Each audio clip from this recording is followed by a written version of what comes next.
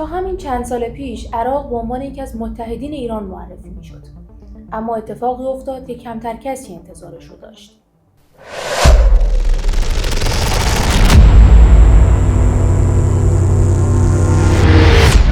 ترامپ عراق رو تحت فشار گذاشته و دولت عراق هم برخلاف گذشته در پرونده‌های مهم داره یک سری قدم‌هایی رو برمی‌داره که بیشتر به نفع واشنگتن تا تهران.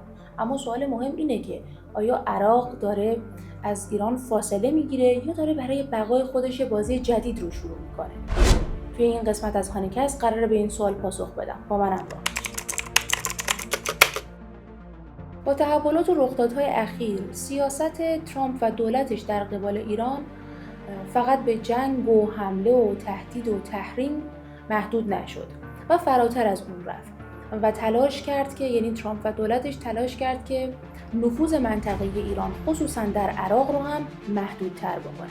در همین راستا نخست وزیر جدید عراق توی صحبت‌هاش گفت که روابط واشنگتن و بغداد داره از یک سطحی فراتر میره و از یک رابطه صرفاً امنیتی به سطح همکاری‌های اقتصادی داره میرسه.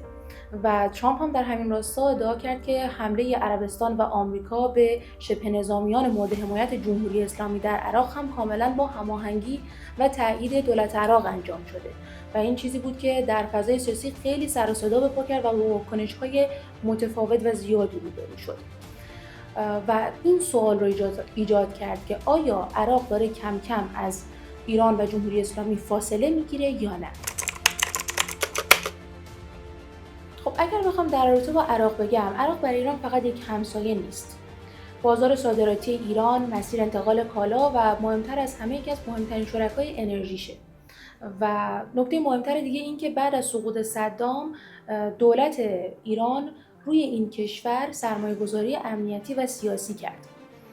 و از طرفی برای همینه که هر تغییری در بغداد عملاً روی معادلات اثر مستقیم میذاره. و واقعیت هم اینه که خود عراق هم میدونه که هنوز برای اقتصادش نیاز به دلار، بانک‌های بین‌المللی و مهمتر از همه ارتباط با آمریکا داره. و از طرفی عراق هم نمیخواد که کشورش بشه میدون درگیری ایران و آمریکا و به عبارتی درگیر قربانی کینه این دوتا بشه و طبیعیه، یا بهتر بگیم طبیعی بود که به فکر تغییراتی در سیاست خودش بخواد باشه. چرا عراق این کارو کرد؟ اینجا یه باور رایج اما اشتباه وجود داره و اونم اینه که بعضیا فکر میکنن عراق یه شبه طرف آمریکا رو گرفت، در حالی که اصلا اینطور نیست و اساسا داستان پیچیده تر از این حرفاست. حقیقت اینه که بغداد اینجای ماجرا داره دو تا چهار تا میکنه و هزینه و فایده میکنه و اینجای ماجرا اگر بخواد طرف حکومت ایران رو بگیره تبعاتی براش داره. اون تبعات میتونه تحریم، فشار مالی و یا حتی بحران‌های امنیتی باشه. و از طرفی اگر بخواد کامل هم سمت آمریکا رو بگیره، بخش مهمی از نیروهای سیاسی و نزدیک به حکومت ایران رو از دست میده. برای همین اساساً مجبور وسط بازی بکنه. برای همین این چیزی که ما شاهدش هستیم باز تعریف موازنه است. با این تفاوت که وزن آمریکا در این موازنه نسبت به سالهای قبل بیشتر شده.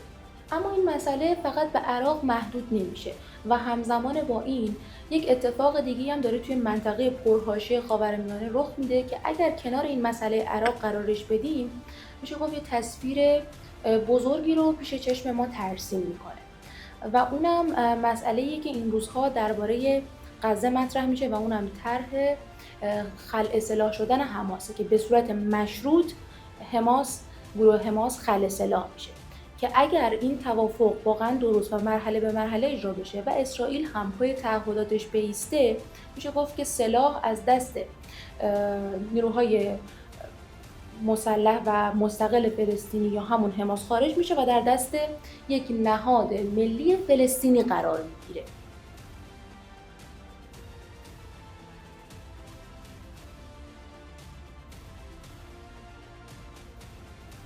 یک طرف صحبت از خلع سلاح شدن نیروهای فلسطینی یا همون حماسه و از طرف دیگه ماجرا صحبت از انحصار سلاح در دست دولت عراقه. آیا این قضیه اتفاقیه، تصادفیه یا نه؟ پای یک پروژه بزرگتر در میونه. پروژه‌ای که هدفش اینه که نفوذ جمهوری اسلامی رو در منطقه، در اصل میشه گفت نفوذ جمهوری اسلامی و گروه‌های همسو با اون رو در منطقه و معادلات کمرنگ‌تر بکنه و سلاح‌ها در دست دولت‌های رسمی قرار بگیرن. که اگر این تحلیل واقعا درست باشه، عراق نه تنها اولین قطعه این دومینو یا پازله، بلکه مهمترین قطعه اونه. حالا از کجا میشه فهمید که این تغییر واقعیه؟ یعنی ما از یه سری تغییرات و تحولات توی منطقه داریم صحبت میکنیم. حالا از کجا بفهمیم که واقعا داره این اتفاقات میفته و خب اوکی، حالا باید نگران یه چیزی باشیم. چند تا مورد رو میخوام بگم. اول این که دولت عراق داره تاکید میکنه روی انحصار سلاح، یعنی اینکه انحصار سلاح در دست خودش باشه. مطالبه‌ای که سالها واشنگتن دنبالش بود و حالا عراق داره به اون میرسه و میخواد انجامش بده. یعنی عملاً گروه‌های نیابتی و سلاح و کارهای مسلحانه تعطیل. مورد دوم اینه که عراق داره تلاش میکنه روابط اقتصادی خودش رو با آمریکا و کشورهای عربی حاشیه خلیج فارس گسترش بده و تمرکز خودش رو از روی یک بازیگر، اتحاد با یک بازیگر در منطقه برداره. سوم اینکه توی بحران‌های اخیر هم دیدیم که لحن دولت عراق به نسبت گذشته محتاط‌تر شده، یعنی نه کاملا پشت ایران میسته و نه میخواد که وارد رویارویی مستقیم با آمریکا بشه.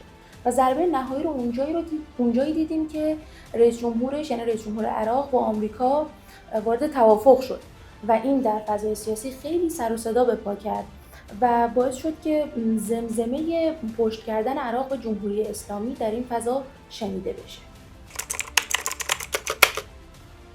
کشوری که سالها به عنوان متحد منطقه‌ای ایران شناخته می‌شده، حالا تصمیم میگیره که فاصله‌اش رو با ایران حفظ بکنه. یعنی این احساس رو میکنه که باید فاصله‌اش رو با ایران و دولت ایران حفظ بکنه.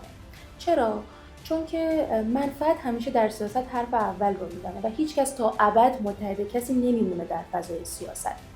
و عراق و غیر ذالک هم وقتی میبینن که توازن قدرت منطقه‌ای داره تغییر میکنه و جمهوری اسلامی هم اونطوری که باید به عنوان متحد براش منفعتی نداره و داره قدرت خودش رو از دست میده به نوعی، یکی از تعبیرهایی که میشه اینه که داره قدرت خودش رو از دست میده و وقتی یه همچین چیزی رو میبینه، خب طبیعیه که اول از همه به فکر منافع خودش باشه و به فکر تغییر استراتژی بیفته.